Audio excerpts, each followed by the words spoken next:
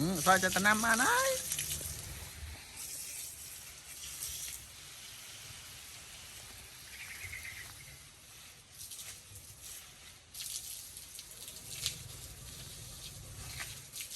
Mà này thiệt. Rồi này thiệt. Đấy đã đây mấy. Tịch.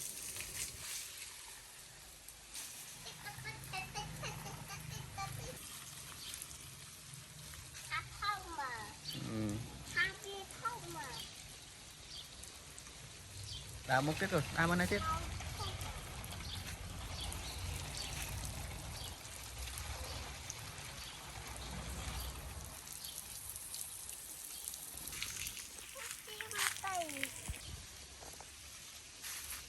Đã một tiết.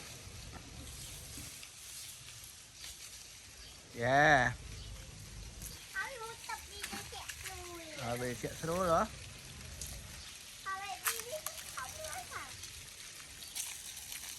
Đại khát na đại phóng con. Đại trang má. Khát na thực này tiết.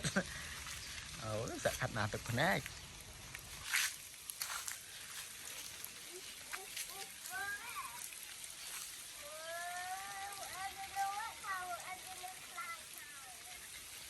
Anh thích lú. Tầm một tiết, phải cho cuốn con. Phải cho cuốn.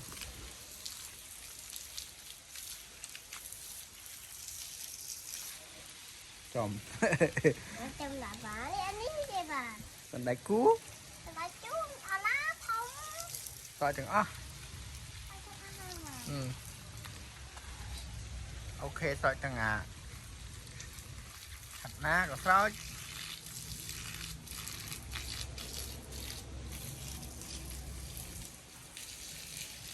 Bán ok mà.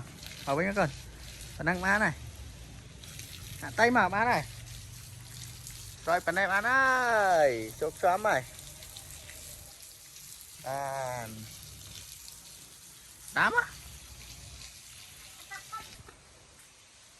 Ok. Ngày này sợi kết nó lỗi. Bàn tục viên đấy con. Ok. Con thấy bắp nó cái năm đập cái năm thấp không mà.